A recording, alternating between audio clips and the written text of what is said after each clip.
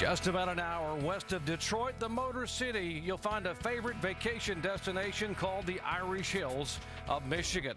It's also the spot where one of the most competitive two-mile ovals in NASCAR history was built, called Michigan International Speedway. We welcome you back to our coverage of the Carfax 250 at Michigan.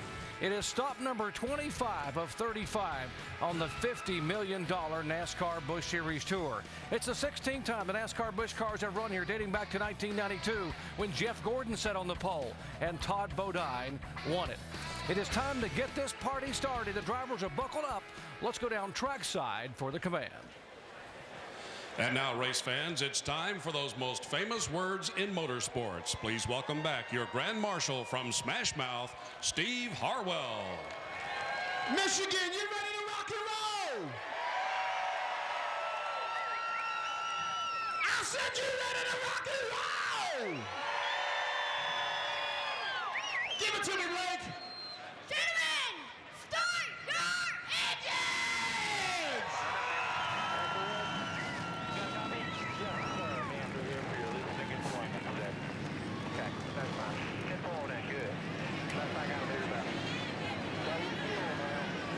Now the engines is fired for today's Carfax 250 here at Michigan International Speedway. We're about ready to roll on out. The engines have fired, and 43 of NASCAR's finest are set, as you heard a moment ago, to rock and roll for 250 miles, 125 laps at Michigan International Speedway.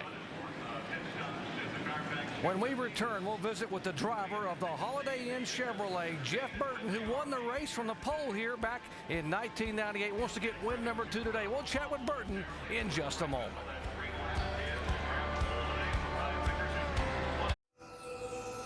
This ESPN telecast of the NASCAR Busch Series at Michigan is available in high definition on ESPN HD, presented by Vizio. It is an overcast day here in Michigan, unseasonably cool for the dog days of August, just 68 degrees. It was in the 40s when we woke up this morning, so it is a perfect day for racing for the drivers and for the fans. Earlier, we showed you that Carl Edwards holds a commanding lead in the drivers' point standings, but that's only half the story. The owners also battle for a series-long championship, and right now, Edwards owner Roush Fenway holds a slim 41-point advantage over Richard Childress, who owns a 29 car that has been shared this year by Scott Wimmer and Jeff Burton. One has to wonder now if Jeff Burton in the 29 car today is eyeing that championship for his owner, Richard Childress. So why don't we ask him?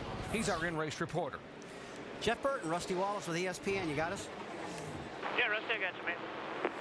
Jeff, everybody knows you always run good here, but I got to think one thing on your mind right now is these owners' points. You're only 41 points out for your Richard Childress team over Carl Edwards. What's you thinking about it? Well, you know, our goal at the beginning of the year with Holiday Inn Chevrolet was to win the championship. You know, that's what we're here to do. But what's really on our mind is winning every week. I mean, that's the thing that'll get us the most amount of points. You know, we're here to have fun, learn something for the Cup race, have a good time, try to win a race. All right, man, thanks for talking to us. We'll check in halfway through the race or something with you. Yeah, man. Let's talk to his crew chief, Pat Smith, will be making the call today from the pit box. Hey, Pat Smith, Andy Petrie, you got a copy? Yeah, just a second, Andy. Let me get my pit road speed here.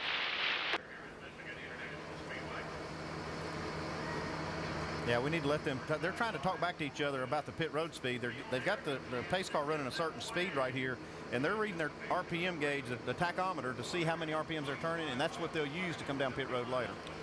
Pit road speed is 55 miles per hour, and the pace car runs that speed and tells all the drivers, okay, now look at your tachometer and see exactly where you are. That's how fast you'll have to be coming down pit road with the tach on pit stops. And guys, this is one crucial thing right now. The drivers really got to line up and hold a steady state to get that number. We'll go with 51. Copy that, 51. How about it, Pat Smith? You got a copy? Yeah, I hear you. Loud and clear, Andy. Hey, Pat, you guys had a great car in practice yesterday, but this weather's so much different. How's that going to affect your car and your setup today? Well, Andy, I think I'm just going to rely on you. I figure you've called a lot more races than me. You used to be a car owner, so I'm going to leave it up to you and I'll just call on you and ask when I need to come in. Okay, we can do that. I got your channel up here now, so I can do that. Hold on a minute now. I got something to say about this. You on? Okay, Jeff, we'll let Pat call the race. You guys have a good race. So much respect for these guys with former two-time NASCAR Nextel Cup crew chief Andy Petrie. Now, take a look at our starting grid, which features a pair of former NASCAR Busch Series champions here on the front row. Those of you joining us, we welcome those of you joining us who have been watching our tennis coverage. We are showing you the starting grid, the front row, a pair of NASCAR Busch Series champions, Greg Biffle, a 2002 champion, and beside him a 2003 champion, Brian Vickers. 8 high-definition onboard cameras right along with Mike Wallace and the Geico Chevy today. Sam Hornish Jr., the Mobile One Dodge. Kevin Harvick has won the last 2 in a row in the AutoZone Chevrolet. You've already heard from Jeff Burton's Holiday Inn Chevy. Tony Stewart will be in the Old Spice Chevrolet. Happy birthday, 20 years old, Stephen Wallace, the Jimmy John's Dodge today. Bobby Labonte in the Dollar General Chevrolet, and David Rudiman in the Aaron's Toyota. Those are our onboard cameras here today. Well, before we go green, let's update some stories we'll be following today from the pits. First, here's Mike Massaro. Well, Doc, before catching the eye of Richard Childress, Clint Bowyer earned his stripes on dirt tracks throughout the Midwest. And he may need to lean on some of that experience today. Why? Because he says the groove here at Michigan moves around throughout the course of the afternoon. It goes from the high side to the middle side to the bottom, and he has to chase it throughout the day. Because of that, he equates Michigan to a dirt track. That's comforting to Bowyer, who has earned his stripes on dirt tracks throughout the United States. He starts 19th today, looking for his 3rd win of 2007. Shannon? Well, Mike, Matt Kenseth has never won a Busch race here at Michigan, but he does have 2 Cup wins. Plus, earlier this season, he swept both races at Fontana, Michigan's sister track. Now, Roush Racing headquarters is located about an hour from here. Matt Kenseth knows what it would mean to get a win for his team owner, Jack Roush, and start this weekend off on the right foot.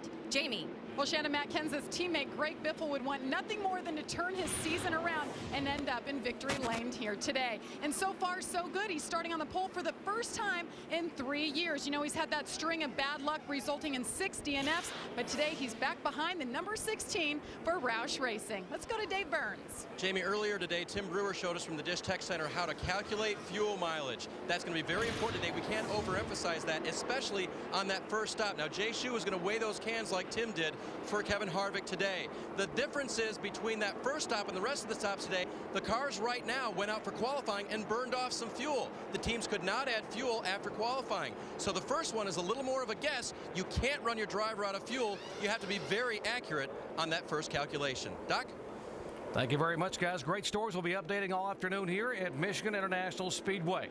43 of NASCAR's finest Busch Series drivers, maybe the most talented field we've had since the season opener at Daytona. $1.2 million purse, 250 miles, 125 laps at one of the most competitive racetracks in all of NASCAR. A 2-mile, high-bank, D-shaped oval here in the Irish Hills of Michigan. It is a Ford and a Toyota on the front row. Biffle and Vickers, former Busch champions, as the fans are on their feet and they head down to the green flag.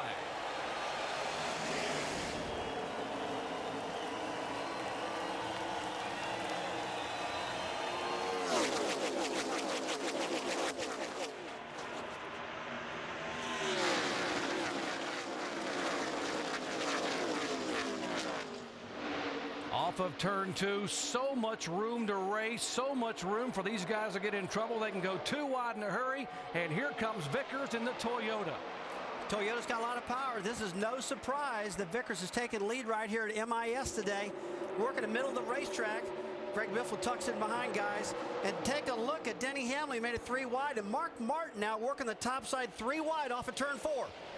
So getting 4 wide here on the front straightaway. Mark Martin is in the 5 car. Remember, he's driving for Rick Hendrick. Here is Sam Hornish in the Dodge for Roger Penske. Watch the move. The cars go by. Kelly Byers in the 47 up high. This racetrack doesn't really take long for the grooves to move out. Some tracks it takes a few laps to get the groove where it'll actually widen out. We'll see somebody's made contact with David Rudiman in the 99. He's got a little tire rub. And he's going to have to make a pit stop for that, guys. Too much smoke is going to blow that left front tire out. Left front tire, 25 got into it. Smoking pretty heavy. 21 car, Kevin Harvick on the inside there. has won the last 2 in a row, trying to move underneath the 20 of Denny Hamlin. They are still side by side for 3rd position. Kevin Harvick's on a roll right now with 2 wins in a row, guys, but he gets a little loose on the bottom of the track. That thing jumped around just then. Denny Hamlin shoots around outside, takes advantage of what he just messed up on. Even with this big wide racetrack, it still takes a lot of the race. You can't just make clear that. If you can't clear that guy, it really can mess you up. You have to have all the room to get off the corner. Well, Andy, this racetrack is so wide and so big, the drivers pick up the throttle really early, and sometimes they carry so much momentum off the corner, the cars get loose, like you saw with Kevin Harvick. Smoke still coming out of the left front of the 99. Andy, you're the crew chief here. How long can you afford to leave him out after this contact here that pushed the fender in? I'd be a little afraid of that, especially with David Rudiman, because he is 2nd place in the points. And I wouldn't want to be giving that up. I wouldn't want to be giving up points by leaving him out there, taking a chance on this tire blowing out. Let's take a look at this replay now. He gets up off the right rear quarter panel of the 25 car, and whoa, a big almost mishap right there. But David Rudiman gets a worse end of this one. The left front fender on top of the left front tire. Guys, I'm worried that this might cause a caution right away here. Shannon, you got more? Yeah, David Rudiman, I spoke with him earlier this week. You know, he said that he knows that there's no way for him to catch Carl Edwards in the points standings, but he would like to chisel away at that lead. It's going to be difficult for him now. He's going to bring that car down and fix that damage done by the 25. But he did, a bright line into his story, that he did qualify 12th for tomorrow's Cup race. Great qualifying effort by David Rudiman. David Rudiman will start 12th in the NASCAR Nextel Cup event. Here's the 33 car. That's Tony Stewart driving the Kevin Harvick or Delana Harvick car. Didn't qualify that well, but he's coming toward the front in a hurry. He's got a brand new body on his number 33 car. They really like what they've done in the wind tunnel, he told me. And he's really working the top side of that racetrack now. Now to the bottom in that clean air, getting a big run on the bottom of the track. Got a little bit of ground to make up. He's 22nd place right there. Just took 21st place from David Rudiman. And Doc, you see the smoke on the 99 car of Rudiman starting to subside a little bit. I believe, Andy, it's because that tire's getting up in there and kind of knocking some room for itself. It's still smoking a little bit, but not as much as it was. Here's some 3-wide racing. 24 is Casey Mears. The 41, Reed Sorensen. Last time we saw Sorensen, he was winning at Gateway in St. Louis. Hasn't raced in 4 events. Now back in that car and having a heck of a battle with Casey Mears. Just goes underneath him in the corner. And he just said, see you later, dude, right there. He got really held up. That next corner really got bogged down, and you saw the 41 of Reed Sorensen carry that momentum down the back straightaway. And when they got into turn 3, the 24 had some momentum too, and he made it work on the bottom.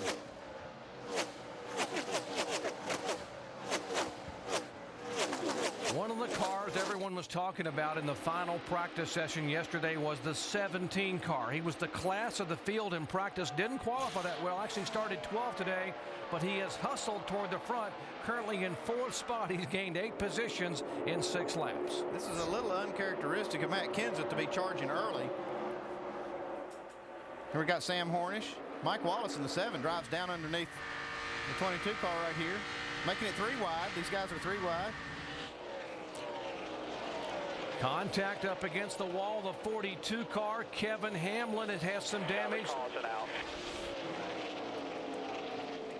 There's the debris on the racetrack, and that will indeed bring out yellow for the first time today. He's made some pretty hard contact with the right side, knocked the whole rear bumper cover off. He's got some suspension damage. Now the tire's blowing out. Hold on, flat tire. Just let it go to the bottom there. You're good. Okay, I think he's finished crashing now. When you lose the right rear tire, you're still going that fast, you're holding on to that thing, and then it finally blows. Let's take a look here. Kevin Hamlin's on top of the racetrack all by himself. Oh, car gets loose. He tries to gather it up and in the wall. And Andy, I believe that's just a case of low tire pressure and not enough grip in the tires. And unfortunately, Kevin just lost that car and got in the wall. And then he's trying to get the car back to the pits, and you can see he's got a lot of damage. He's got a tire going down. Spins the car back around here. Starts fishtailing back and forth, and he loses control of it because the right rear tire's flat. So thank God she didn't hit the wall the second time, and that was one thing he was probably worried about. He did a good job locking it down. This car wasn't even supposed to be here. They were going to close up after last week. They decided to run this week in Bristol and have trouble here early on.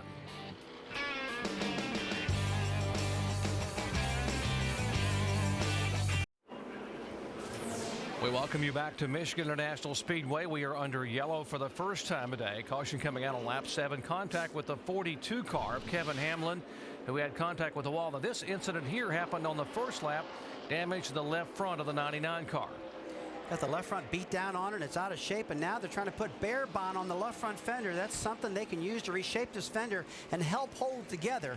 Now, this caution couldn't come out at a better time for David Rudem. He was about to blow that left front tire out. Now they can get this thing fixed up.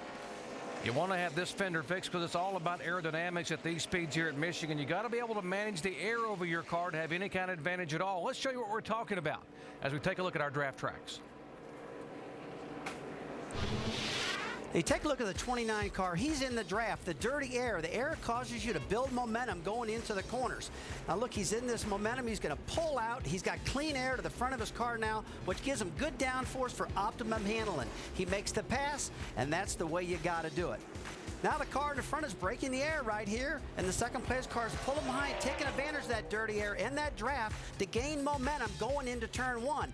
Now he's going to pull out. The clean air goes in the front of his car. His car's got optimum downforce right now, and he makes the pass. That's how you use aerodynamics. Getting set for the green flag here. Aerodynamics so critical here, being able to use the air, which you haven't been able to see.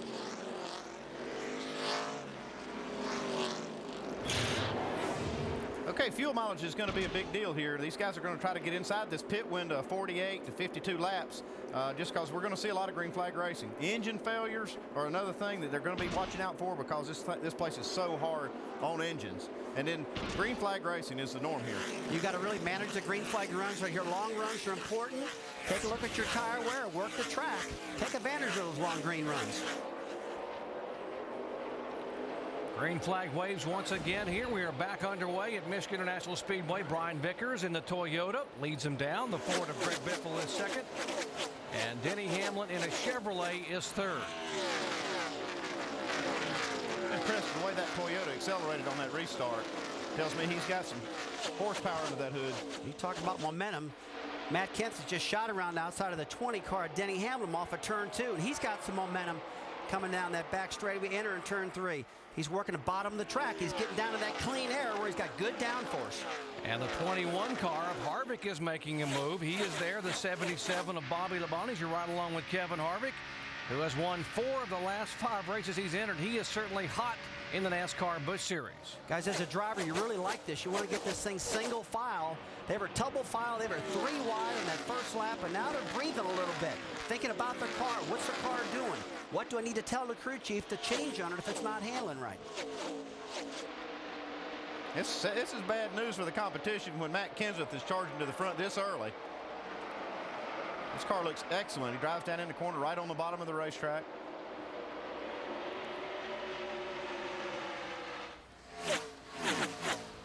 For those of you on ESPN2, we will continue our coverage of the NASCAR Busch Series here at Michigan. For those of you on ESPN, we'll get you over to SportsCenter right now. 13 of 125 laps in the books here at Michigan. Overcast skies, unseasonably cool weather. And everybody's cool right now except for the 17 car of Kenseth, who is on the hunt. Here's the battle for third spot between Biffle and the Chevy of Hamlin. Sure, I've seen a lot of loose cars out here right now. The rear ends jumping around on them. They're sliding up around. And the lead cars are the ones doing that mostly. But they're the fastest cars running right now. We just saw Matt Kenseth working the bottom of the track. And Andy, you know, the bottom of the track's about 2 degrees less banking than the second groove. So really the fast groove around this place is 1 lane up. But if you got a car that's handling good, you're going to use that bottom lane even though it's flatter. And Matt Kenseth has a great handling car. You saw him how he actually beat Brian Vickers through the corner, but he just couldn't quite didn't have the momentum to use to get up the side of him. And we really see these guys use the draft right here. On the straightaways, these guys will try to tuck right up in behind and line themselves up right behind that car in front of them. Shannon, you got more on the 17? Well, that's right. I spoke with crew chief Drew Blickensturfer at the start of this weekend, and he said the car was good and fast off the truck. They really would have liked to have qualified better, but they are happy with the car. Drew also said that if you come to the racetrack, you have to expect to win with Matt every weekend. If not, you are underestimating yourself. And if he doesn't win, then you need to look at your equipment and you need to make it faster for him. Here with the high side how this racetrack, guys, really coming in. A lot of momentum up in the top side of the track. And one reason you want to use that is these Busch Grand National engines don't have a lot of horsepower. Not near as much as the NASCAR Nextel Cup cars. And if they can get that car a big run off the corners, it really creates a lot of straightaway speed. Here is the move now by Kenseth, lap 15, to try to go underneath the Toyota of Brian Vickers for the lead. Looks like Matt's going to get him right here going into turn 1. I don't think Brian Vickers is going to push the issue right here. Now, Matt's just got a good car now, guys. It's handling well. That Toyota's got a lot of power. And you see him working outside the racetrack. Brian Vickers getting some more grip up there. And that momentum's going to let him suck right up on the rear bumper and make him loose at the same point. Yeah, he just about got right into the bumper there. See a little wiggle from 17. Hamlin now trying to go back by the 16 of Biffle for third position. Right there about the point of the race now, 16, 17 laps into this race, where the handling really starts changing on the cars. The drivers can start reporting back to their teams, hey, the car's pushing up front end, or it's loose, or making suggestions what to do to the car to get the thing back in the game here.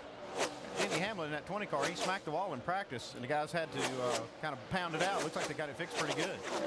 One of the drivers we're keeping an eye on here is the driver of the 88 car, the Navy Chevrolet, the car owned by Dale Earnhardt Jr. That is Brad Keselowski, who is from Rochester Hills, Michigan. It's sort of a family tradition to come here and race at MIS, and this young man needs to have a good finish here today. Well, he's got to deal with Dale Earnhardt Jr. right now to get him through the Bristol race.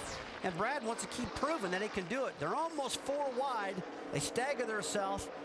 But Brad is working aerodynamics pretty good himself right now. He's in a draft with Reed Sorensen coming down in front straight away. But he knows he needs to bring this thing back home without a scratch on it and a good run. Mike, you got more? Well, yeah, you guys, you mentioned it. He grew up about 90 miles away in Rochester Hills, Michigan. So this is a big event for Brad Keselowski and the entire Keselowski team. He's one of 3 generations of Keselowskis who have raced here. His dad, his uncle, and his grandfather have all been inducted into the Michigan Motorsports Hall of Fame. But this is a big opportunity for Brad because this is a car that he feels is the best opportunity he's ever been given in NASCAR. He says with the opportunity with Junior Motorsports, his confidence in his equipment is much higher and has much better security knowing he'll make the race. But at the same time, he says, he's more uptight. Why? Because the expectations are much higher, knowing he wants to make the most of this opportunity.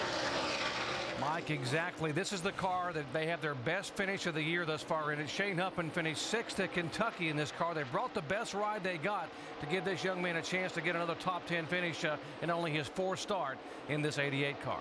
It's a trial by fire because he is in a dogfight right here with Carl Edwards, all these Cup guys, Carl Edwards, Reed Sorensen, and Ward Burton. So far, he's taking it to him. Hey, what the 60 car, Carl Edwards, he is just not, that car's not running to his liking, that's for sure. This is a brand new car that Carl's got. He's really struggling with it. Take a look at Denny Hamlin there working the bottom side of Greg Biffle. Denny's car was really good in practice, and Jerry got in the wall a little bit, flat side of that thing, but the guys fixed it. Pancaked it early yesterday afternoon in one of the practices and got it. Whoa, the contact there between Biffle, about to get it in the wall again. These two guys get. Here comes Hamlin up to say, hey, not happy at all with this little nudge there. And folks, that's at about 187 miles an hour. You know, Jerry, you go into turn 3 here at Michigan, bumper to bumper with the guy. You start losing some downforce, and you really try to tuck that nose underneath him a little bit. And you saw Hamlin doing that. Let's watch that one more time. Let's see how he made this move. Well, he gets tapped in the back right there, gets a little sideways. Yeah, that's not a fender bender in the Walmart parking lot. That's at 187 miles an hour on a very difficult racetrack.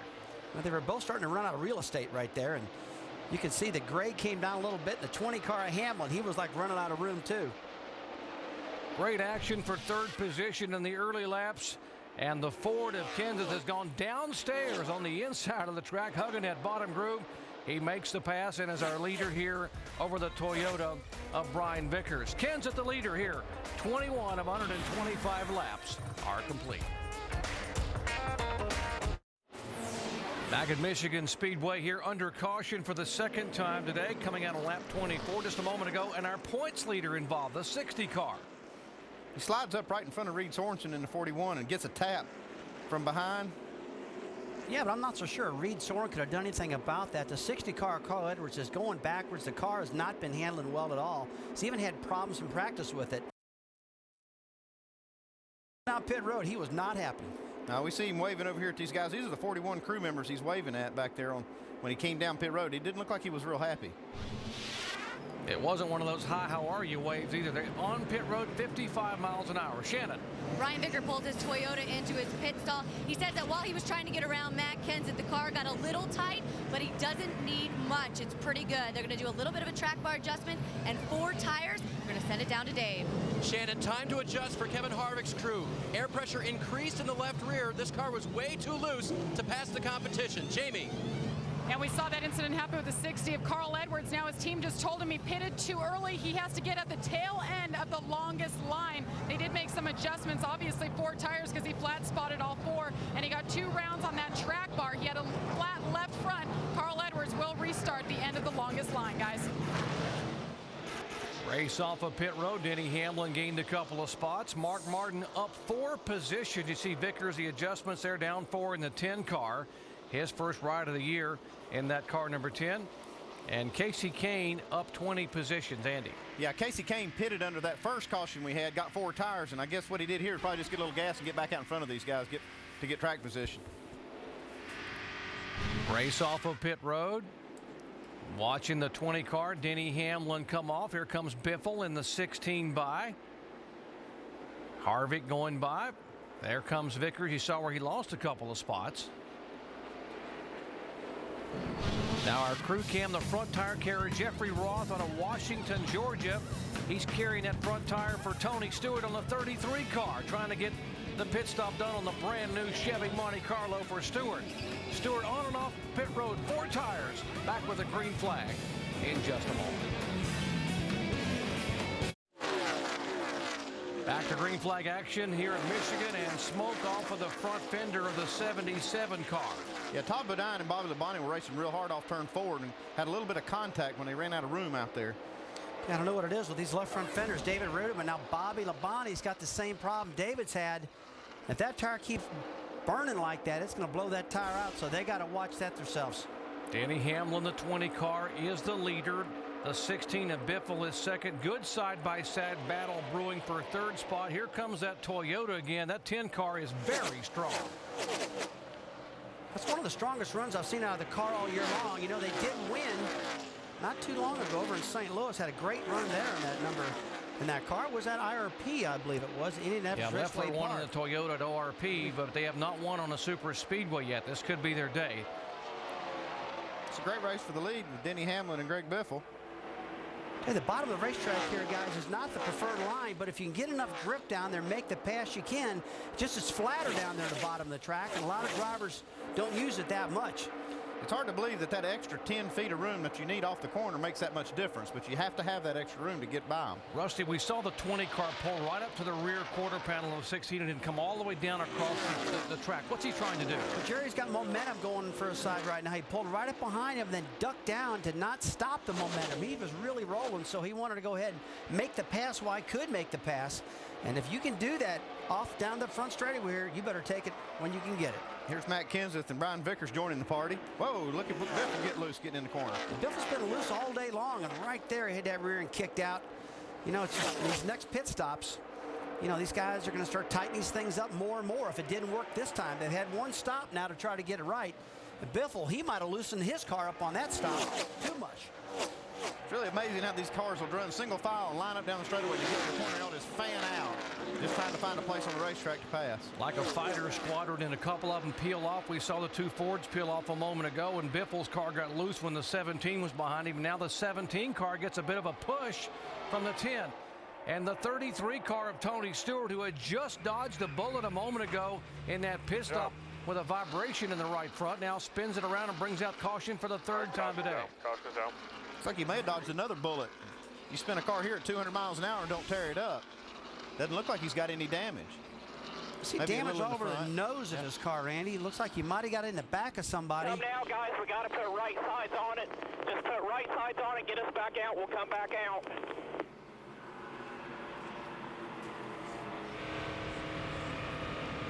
Tony Stewart spinning here on lap 33 to bring out caution for the third time a day at Michigan. He just basically loses it up there in that upper groove. I don't know if he got into maybe some loose stuff up there. Boy, he's really lucky that 12 car Sam Hornish didn't make contact. Yeah, it's pretty unusual for a driver like Tony Stewart, as good as he is, to get that car out from underneath him off at 2, because it's a corner where generally you don't get loose. Let's follow along here. He's in the throttle, just breaks away. Now he stays in the throttle, locks it down so the car doesn't slide back up across the track, and that's what you got to do. Jump. Now earlier, here's what happened to the 77 car of Bobby Labonte on the restart coming out of turn 4.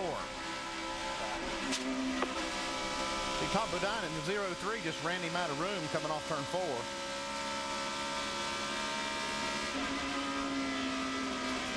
The 77 car becomes the Aaron's Lucky Dog Free Pass Award winner. He was the first driver a lap down, and now gets to go back on the lead lap. So the former NASCAR Busch Series and Nextel Cup champion Bobby Labonte getting back on the lead lap. The 10 car on pit road. We are being told they did not get this car completely full of fuel, so now they got to take a chance to come back in and top it off.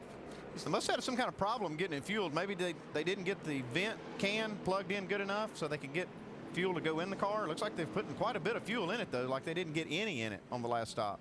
The driver of this car became the youngest NASCAR Busch Series champion back in 2003. Let's meet Brian Vickers.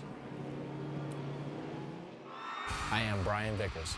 I started learning how to kayak last year. A friend of mine, he'd been a kayaker most of his life. He got me in the kayak and started trying it, and I loved it.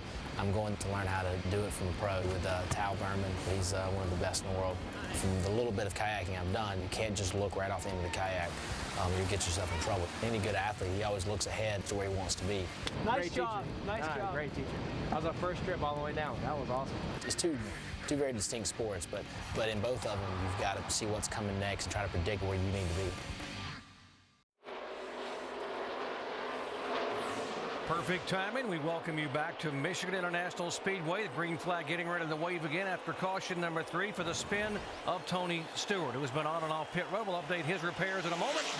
And Matt Kenseth will lead them down along with Denny Hamlin, Greg Biffle, Kevin Harvick, and Mark Martin now in the top 5. Be a good opportunity to see how good a car Carl Edwards has inside of his teammate Matt Kenseth right here. Trying to get that lap back that he lost when he spun the car. The car has not been good for Carl. He really complained about it in practice. He's been going backwards, and now you see he just can't seem to hold that car in the front to get that lap back. But once the tire pressure comes up in his car, see if we can hear some more comments with him later on what he's got to say. But he wasn't happy with that car at all, guys. We commented a moment ago that the 5 car of Mark Martin is on the move. A driver who has had so much success at Michigan International Speedway. Mark Martin driving the Rick Hendrick car number 5 that he finished second in at Darlington back in May. Mark Martin's done his job on the racetrack, and his pit crew gained him about 4 or 5 spots in the pit, so it's really helping him move up. You see how he will take a little bit of a tail wiggle off turn 2. Yeah, the car we got to take a look at is a 10 car. He had a fuel problem. He's making himself back from the back of the pack all the way up to the front, and he is screaming right now. Some of the fastest laps of the day are being laid down by Brian Vickers in his Toyota right now, guys. 24 car, Casey Mears trying to get underneath David Stremme. That is for position. Mears are now being shown in 12th position. There's the 9 car left side of your screen. That's Casey Kane also battling for a top 10 spot. Now, guys, this is classic Michigan International Speedway right now. They're working 3 wide off of turn 4 down the back straightaway because there's so much room with this track. You can move all over it and find a lot of real estate to use. 3 wide into turn 1 right now.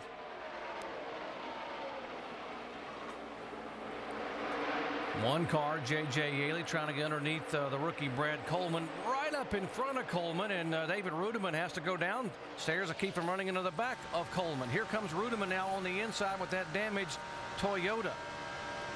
Rudiman's complaining about his left front fender not being fixed right yet, still losing the front end of the car. A big push he keeps telling us about. And they're going to continue working on that throughout the day to try to get the downforce back, because you've got to have downforce here at Michigan if you're going to pass somebody. Brad Coleman, this 18 car, has been so impressive the last couple of weeks. Back-to-back top 10s at Montreal and Watkins Glen on the road courses. But also, this is the same car that he had that great second-place finish with at Kentucky. And I'm going to try not to jinx him, but he keeps that car clean. That's one thing I've been impressed with this young guy. He comes in here as a rookie, and he keeps the car clean.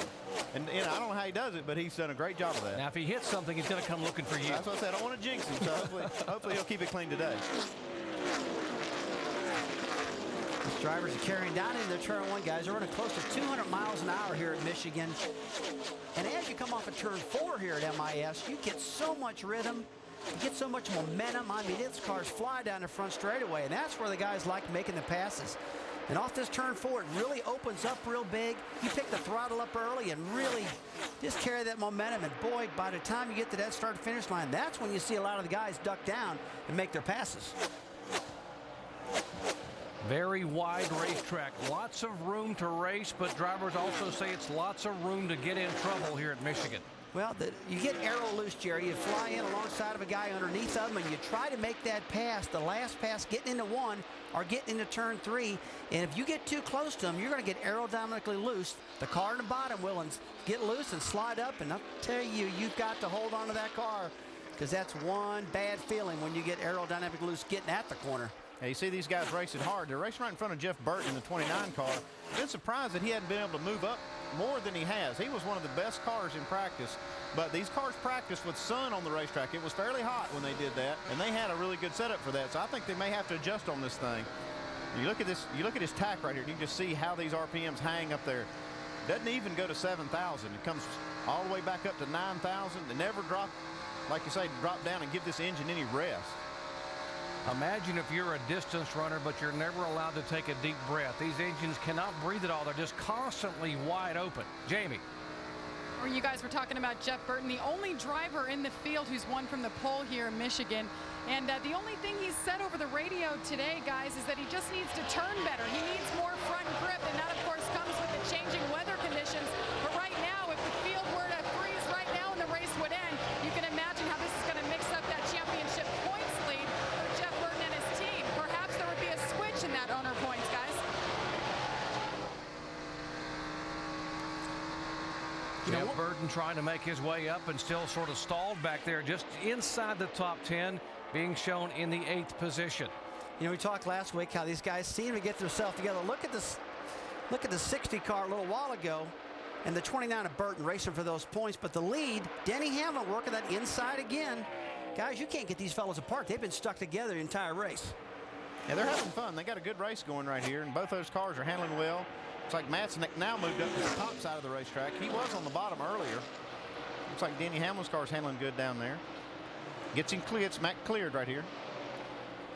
The 5 car of Mark Martin trying to make a move on the 88 of Brad Keselowski. This is a battle for 6th position. Looks like I think this 88 car is going forward right now. Brad Keselowski's done a great job in this 88. He's driving like he's driving for a job, and I think he is. More on Mark Martin. Let's check in with Dave. You guys mentioned that first race for Hendrick Motorsports back at Darlington Raceway. I was talking with car chief Mike Bumgarner this morning about that race. He said that was so important for us and Mark. Remember Mark's post-race comments? Man, if we just had a little more time together as a team, we might have been able to beat Kevin Harvick that day. Well, this weekend, as he makes his second start for Rick Hendrick, he does have the time. That Darlington race told them a lot on the crew about what Mark Martin wants in a race car. They were able to build that into the car before they got here to the race, and practice has been much smoother for Martin and this Hendrick Motorsports team. Rick Hendrick, the owner there, Dave. Thank you very much. See Rick Hendrick, the owner. Now, he is going to send this car over to Dale Earnhardt Jr.'s shop for the entire 2008 season, where Mark Martin will drive it. So will Casey Mears. So will Dale Earnhardt Jr. And so will Jimmy Johnson and the youngster Landon Castle. There'll be 5 guys that will share this 5 car in 2008, but it'll be run out of Dale Earnhardt Jr.'s race shop in Mooresville, North Carolina. Well, how'd you like to be the crew chief crew in that car with all these different drivers? Talk about having a problem building rhythm with those drivers. A lot of the crew chiefs always talk about building rhythm. That 10 car, man, this guy is still flying. He has not slowed down at all. He's come from dead last all the way up the front. Now he's working the rear bumper of Clint Boyer. This is a pass for 13th position. And he started back in about 38th spot on the restart. We showed you up close and personal, Brian Vickers, how well he can paddle upstream. Well, he's having to paddle upstream right now after that unscheduled stop to get it full of fuel. Making his way back from 33rd. And, of course, Vickers now being shown in the top 15. 47 of 125 laps are in the books here at Michigan International Speedway. Denny Hamlin, the guy they're chasing.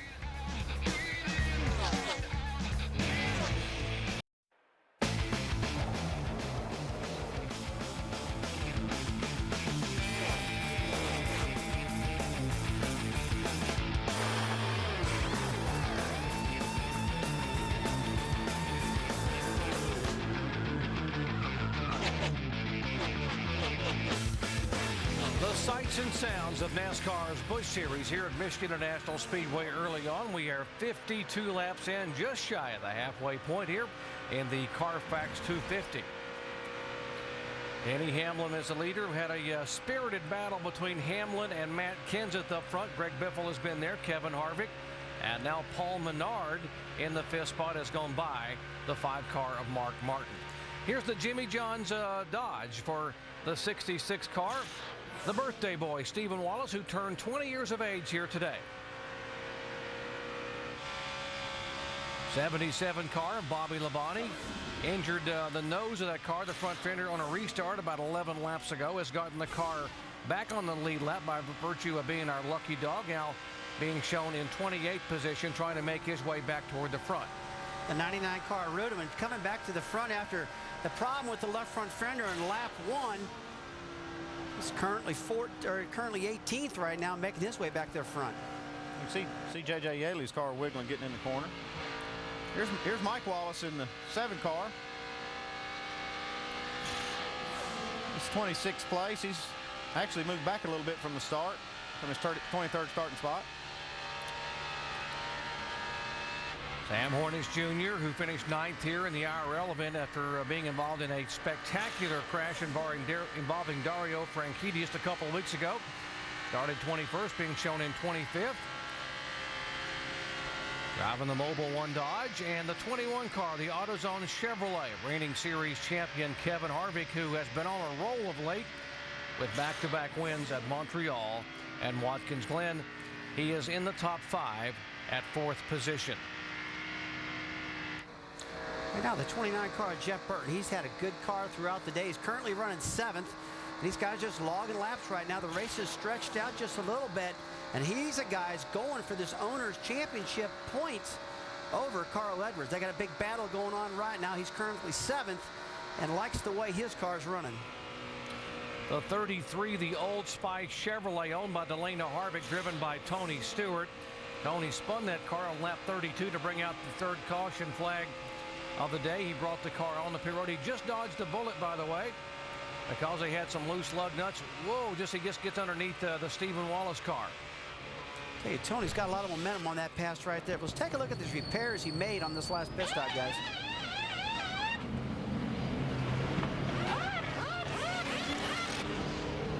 Little bare bond on the front end, tore up the nose on the car. It wasn't that accident when it happened. It must have been an earlier event he had, but aerodynamically, you need to seal up that front hood down to the front nose so air doesn't get underneath it. You got to have downforce here, guys. Yeah, Mike Massaro had told us that they had dodged the bullet with some loose lug nuts on their first pit stop, so they were able to come in and dodge that one, but then they couldn't get away from the spin. Back up front, these guys continue to run different lines around this racetrack, but almost side by side. The last time we saw this battle was Matt Kenseth in the high side and Denny Hamlin on the low side. You know, watch these guys lap after lap, Andy, and just one's on the bottom, one's on the top. They just keep swapping the bottom lane versus the top.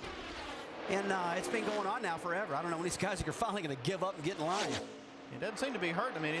Nobody behind them is able to catch them while they're doing this. So evidently their cars are handling well enough that this racing side by side is not slowing them up.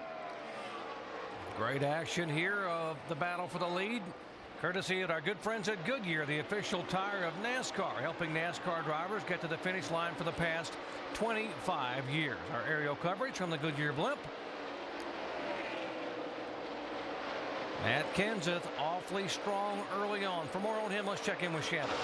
Well, your race leader right now, Matt Kenseth, is one of those drivers competing in the Cup race tomorrow night, hoping to find a little bit on this track here tonight that he can use tomorrow. He said, hey, you know what? I'm here anyways.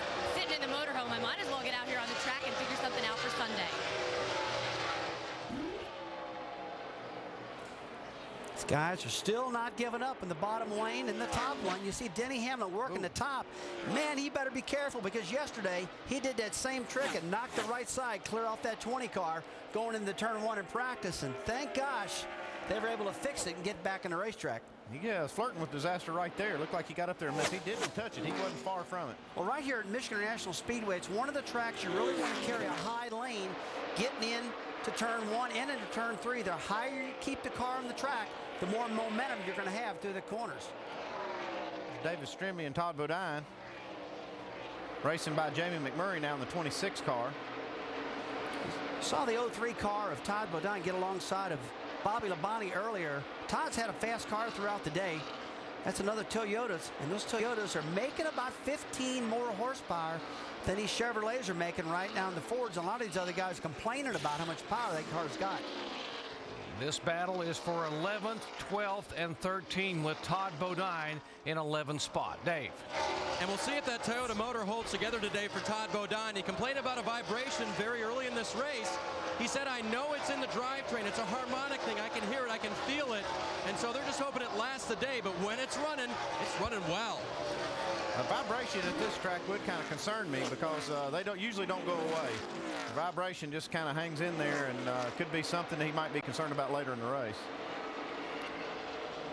Closing in on the halfway mark here at Michigan International Speedway. Matt Kenseth in the 17 car. He qualified 12th, but it took him 6 laps to get to the lead, and he has hung there the last 15 laps. This ESPN telecast of the NASCAR Busch Series is available in high definition on ESPN2 HD, presented by Vizio. Just across the midway point of today's Carfax 250 for the NASCAR Busch Series at the Michigan International Speedway. A halting start, 3 cautions in the first 32 laps, but none since. And taking on a look of a classic Michigan race, Brad, where fuel mileage comes into play. Absolutely, Alan. There's racing all over the racetrack. Long green flag run. They're going to have pit stops coming up pretty soon. But like you say, there's going to be that splash of gas that's going to be needed at the end of this race. It's going to be interesting to watch these strategies play out. If the race stays green, and it's looking like it might for a little while here, we'll see the cars on pit road shortly, which will set us up for perhaps a little splash and dash or a little strategy game toward the end of this race. 59 laps to go. Still a pretty good fight for the lead in traffic between Kenseth in the 17 and Hamlin in the 20. Thanks, guys. Just past the halfway point here in the action. Now they're beginning to work a little lap traffic there. Kenseth the leader, Hamlin in second, Greg Biffle is third, Kevin Harvick is fourth, and how about a call to the 15 car of Paul Menard? Paul hadn't made but just a few starts this season, and he's just, every one of them he's been very strong. He was strong last week, finishing the top 5 at Watkins Glen, running in the top 5 here today.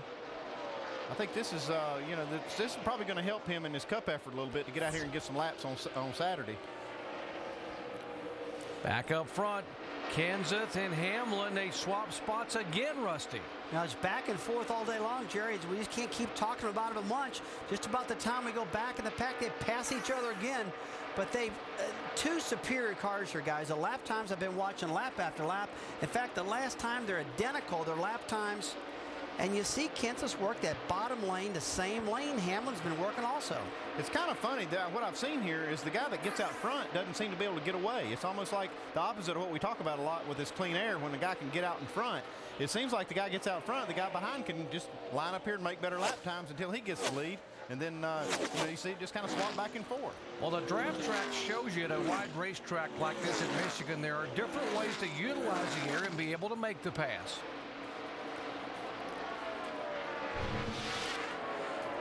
You see the 5-car Mark Martin, you can use that dirty air to draft up alongside him. Now he's got that momentum, and he ducks down out of the air and gets in that clean air, which gives you downforce, makes you handle good. And now he's going to work it up to the top of the racetrack, and that was a good pass there. Take a look at the high side now. Brian Vickers, he just said, I didn't like that yellow air. I'm going to move up into clean air. which is the clean air, gives you good downforce. He made that pass on Matt Kenseth on the outside. Now he's coming to the front. Now the low side, you're in the draft right here. You're getting dirty air. You're trying to get that nose out of it. Now you got the clean air again, which gives you the downforce, makes the car handle real good, and he drives off. How much can a driver feel when you get the draft? Can you actually feel the car pick up, and do you hear the engine change? Well, you really feel the engine change a lot, Jerry, especially in the front straightaway here at Michigan. When you come off a turn 4 and you get in that draft, about the start-finish line, that RPM gains a couple hundred RPMs. You can really feel that thing take off, and that's all because of the draft. About right here, coming off of turn 4, let's watch the RPM gauge here now. They're about approaching 8,000. 180 miles an hour. In this area, if there was a car in front of him, that's where you would really feel the draft. Stephen Wallace, who had the win here 2 years ago in the ARCA car, one day after his 18th birthday, becoming the youngest driver ever to win in a stock car, a major stock car on this racetrack, now driving full-time in the NASCAR Busch Series. The 10 car.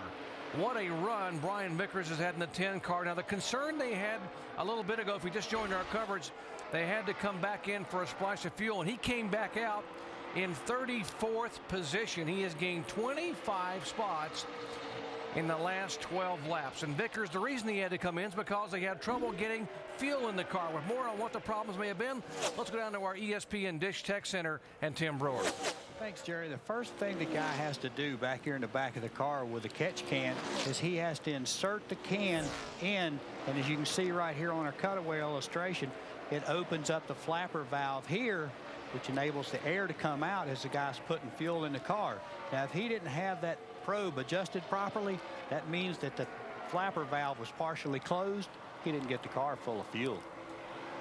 Thanks, Tim. If you don't get the air out, you can't get the gas in. It's just that simple. For more information on catch cans, log on to ESPN.com. Search word know-how. And I can't tell you how many times guys that come down pit road and try to fuel them up, and the guy stands there and he pulls it out, the tank's still full. A lot of times that hose in the back gets tangled up, or the flapper valve gets stuck like Tim just showed us. But that is one miserable feeling. As a driver, you hear the guy call you up and go, hey, this thing's doesn't have gas in it. You got to come back in. Yeah, but here he is in 9th spot. He's already driven the car back into the top 10, and he's got about 10 laps more on fuel now. He pitted and got some fuel in it. These guys start making green flag stops. He's going to be able to stay out there a few extra laps.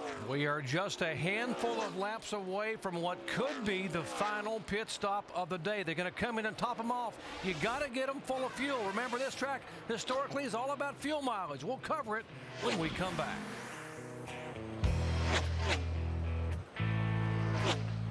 Back in Michigan, leaders just coming on the pit road. Shannon. Well, Matt Kenseth says his car's a little tight, asking Drew Blickensterfer to free it up a little bit. Says if they do, he's got something for Denny Hamlin. Oh, guys, this is their last stop. Jamie. And Denny Hamlin's in his pit box. He just needs some air pressure adjustment. Happy with that car. I think the car has gotten faster since that contact with the 16 earlier in the race. Been dicing back and forth with Matt Kenseth. They put on the 4 tires, and it's a good stop for Denny Hamlin. Dave? There's the 5 car of Mark Martin. He is on and off pit road now. Mark had air pressure adjustment requested for the car. It had gotten loose at the beginning of that run. It stayed loose. They needed to just change that air pressure a little bit. Mike?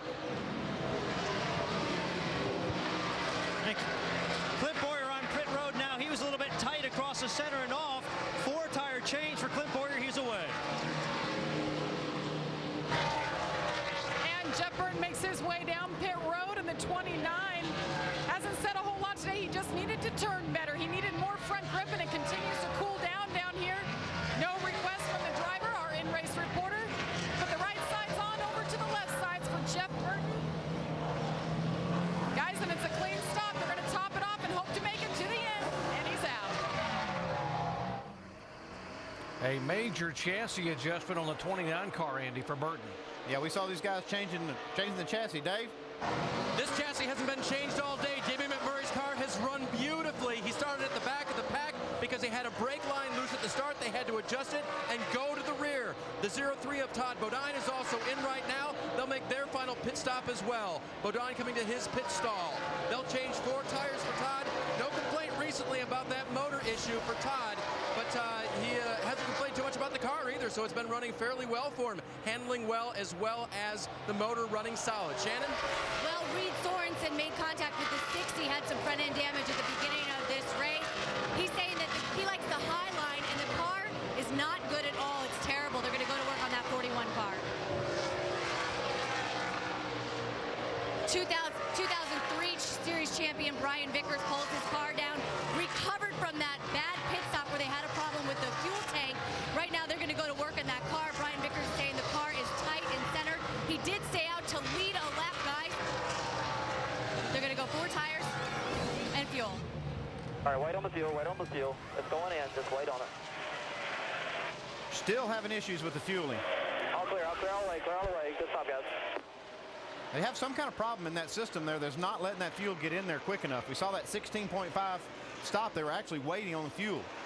You never wait on fuel. When he said wait on a fuel, that was a direct giveaway. They've definitely got a problem they got to address when this race is over. I bet these guys are dying to see what the problem is right now. The thing is, if they've got it full of fuel right now, it's not going to be that big a deal. They lost some spots in there, maybe lost a little bit of time. But if that thing's not full of fuel, this will cost them because we have to run almost a full fuel load at the end of the race. 6 car, David Reagan being shown as our leader. Roush Fenway car coming on the pit road, leading in the Robestas Rookie of the Year point standings, trying to get another top 5 here.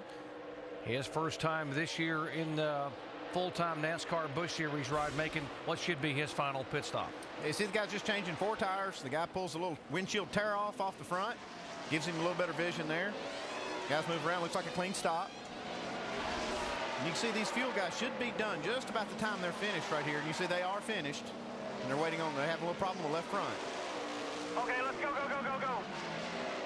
All the way out, 4850.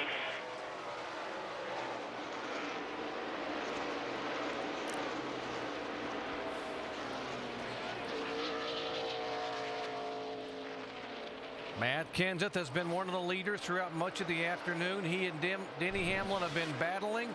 Now watch as Kenseth here comes down on the pit road. These guys still racing for the lead, trying to get to the line here before they have to get down to pit road speed. That's 55 miles an hour right at the line. He's on pit road first. Now watch him as the crew's now going to have to get these guys on and off in a hurry. Looks like Matt's done his job getting in the pits. It looks like they have just a little bit of an issue here with this right front. They got a lug nut that he's got to put back on here that fell off. Came back around here. Looks like it's clean from here, but that cost him a few seconds. And what does a couple of seconds do when you have to put a lug nut back on? It can cost you the lead coming off of pit road, and indeed the 20 car was able to get back out in front of Matt Kenseth. Shannon in the 90 pit. Yes, Stephen Light driving the same car he drove to victory lane in Kentucky, struggling a little bit today, qualified 37th. He calls this car the Rocket. It has never finished worse than 10th. Right now, it's loose all over.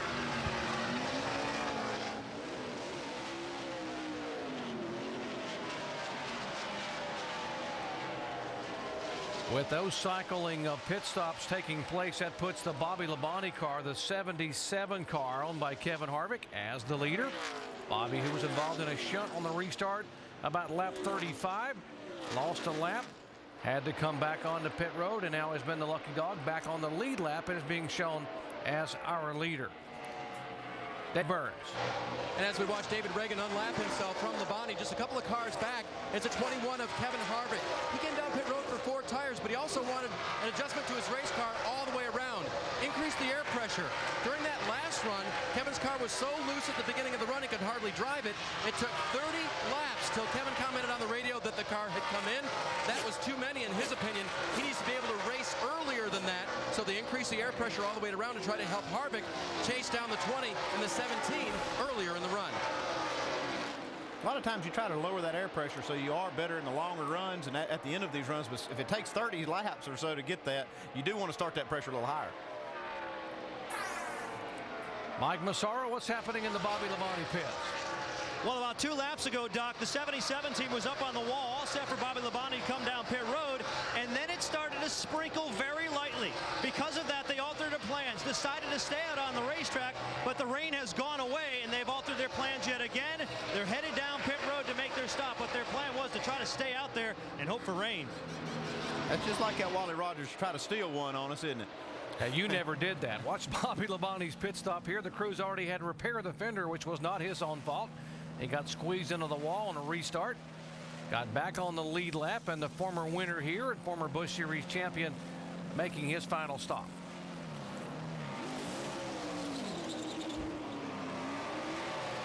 Take a look at the leader right here at Denny Hamlin, where he is on the racetrack, guys. He's coming down the front straightaway.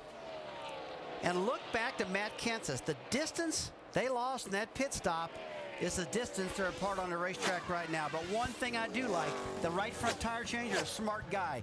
He went ahead and put that lug nut on it. Got it on there because if he wouldn't have put that lug nut back on, they'd be back on pit road fixing this problem right now. So you got to hand it to that right front tire changer for stepping up and fixing it. The difference was 2.5 seconds on pit road. That's a differential upstairs right now. Jeffrey Roth, the front tire carrier, getting it done for the 33 of Tony Stewart on that pit stop just a moment ago. 34 laps to go in the Carfax 250 for the NASCAR Busch Series with the Michigan International Speedway. Denny Hamlin got the lead on a set of pit stops moments ago for Matt Kenseth. He holds a 2-second advantage into these final laps. There is Hamlin, and there is Matt Kenseth. Story of the day, championship leader Carl Edwards came into the day off 2 straight 30th place finishes, and back on lap 24 had a little tangle on the racetrack. Yeah, and it looks like he is in a lot of trouble right now. He spun the car early. If he could have gotten back and gotten his lap back before we had any other problems or before we had so many laps dissipate, he'd have a chance to be the lucky dog. But right now, he is running out of time, and it looks like he's going to have another sub-30 place finish. Carl Edwards is now the 11th car, 1 lap down. He's in 33rd place. No way he gets that free pass with this few laps remaining. So it could be a 3rd straight finish in the 30s for the championship leader Carl Edwards. And remember, those owner points, this 60 team only led Richard Childress's 29 car by 41 starting the day. Jeff Burton, driving that car today, is running in 6th place right now. Lap shorted out, Doc. Carl Edwards trying to hang on and not get another 30th place finish. This is the guy they're all chasing. Denny Hamlin, 32 laps to go. He pulls right up behind the 41 car, Reed Sorensen, who goes high. And there's the differential between the 20 car and the 17 of Kenseth is 1.9 seconds back. You know, good race car drivers are also smart race car drivers. A moment ago, Matt Kenseth understood that it's important to know when and how to use your car late in the race. Let's listen in. Still too tight, Drew. The track has changed quite a bit on us there. I need to free up tomorrow if we get the pit. I might be able to run them down, but I'm just going to burn the tires off getting there, so I doubt if I can do anything with them. I'll do the best I can. 10-4. You're beating 3/10 a lap so far. For more on crew chatter, log on to ESPN.com. Search word communications. And that's a bit of an insight into the kind of race car driver Matt Kenseth really is. Is that the ultimate cool guy or what? He's out there running along, and he just stays so calm. Well, the car's running pretty good. I think I'll just hang out right here, hang out behind him, because that's all I can do. Then the crew chief comes back and says, you're out running him 3/10 a lap. I think that's what makes a special race car driver. These guys that can actually think and drive at the same time. Matt Kenseth's one of those guys. He's actually sitting there calculating that, hey, it's not going to do me any good to try to just burn the tires off this thing and try to run him down. He's about a half a straightaway out there. We'll just wait and see how this thing develops. If I've got a good car, I'll be there by the time, you know, the race runs out, and I'll have something for him. Here's a guy that's been quiet all day long, Jerry. Kevin Harvick. He's sitting there running 3rd right now. Good handling car. And he's really had the fastest car in the racetrack the last couple laps. So Kevin's lost his track position out there, Andy, but he's still got a fast car. Never count Kevin Harvick out. As long as he's out there on the lead lap, you never count him out. Greg Biffle back in the 4th position. He is being shown just over 9 seconds behind Denny Hamlin. There's the car 16 of Biffle, a 2-time Cup winner here, but he's never won in a Busch car at Michigan.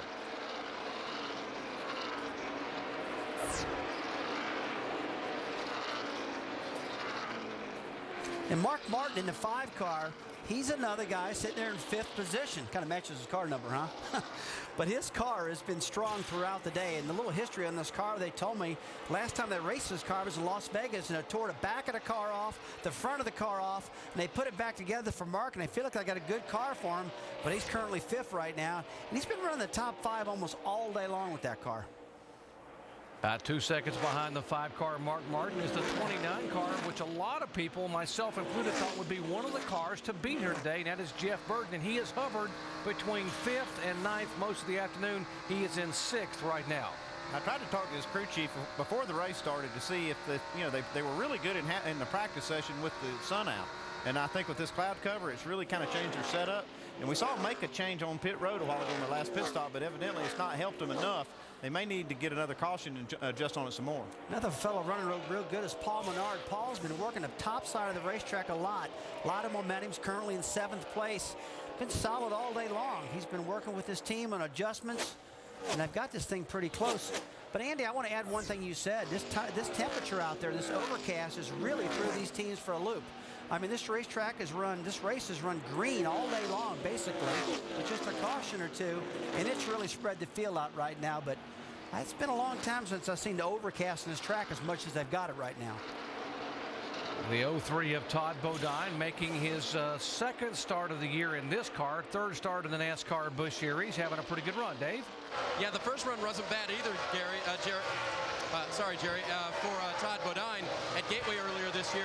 Talked to them this morning about this whole development for their Busch Series ride. They want to run next year, Todd Bodine in the Busch Series. They want to stay in the Truck Series where they are right now, but they're just getting their feet wet with the Busch Series at Germain Racing. In fact, this is their only car, and I said, literally, your only Busch Series car right now. Yep, we got a couple in the shop we're building, but if Todd has any dings on this one, we'll have to repair him because this is it. And so far, he's driving it well today. Yeah, they're wanting to run 6 more days the remainder of the year. Richmond, Kansas City, Charlotte, Texas, Phoenix, and Homestead, and then maybe, as you said, look toward 2008. And speaking of looking toward, look at the top of the racetrack. That 10 car of Brian Vickers on the move again. Brian Vickers has been fighting this track position all day long because of this fueling problem.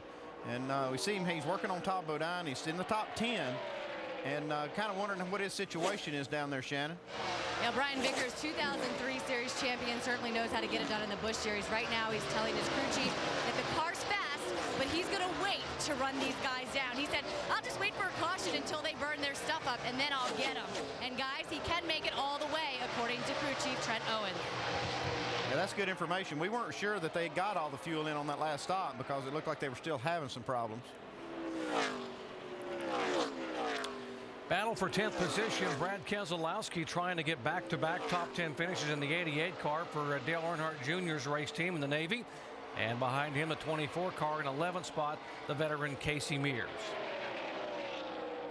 Dale Jr.'s got to be loving this performance right now to Brad. I mean, sitting up there, the top 10, running great all day long. The car's handled good throughout the race, guys. And I just got to believe that the influence of Tony Yu, your senior, has got something to do with that. He's brought some real stability to Dale Jr.'s team. Seems to be helping a lot. We call him Pops. He's been around a long time. He worked at DEI for years and years. Worked with Dale Sr. when he had his Busch team before he actually formed the DEI we know today. But he's definitely probably added a lot of presence there at that race team. Dave? I'm sorry, Mike.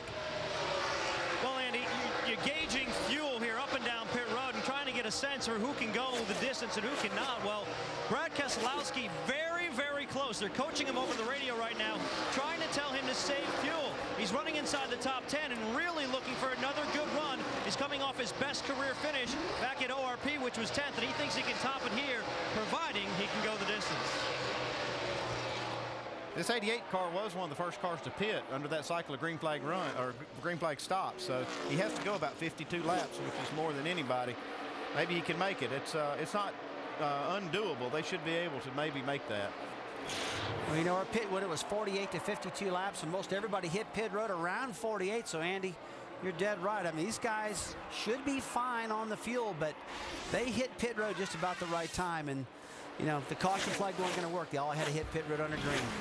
21 laps to go here at Michigan International Speedway, and 26-year-old Denny Hamlin trying to duplicate his best finish of the year, which is a win earlier at Darlington Raceway, trying to get his second Busch win in 2007.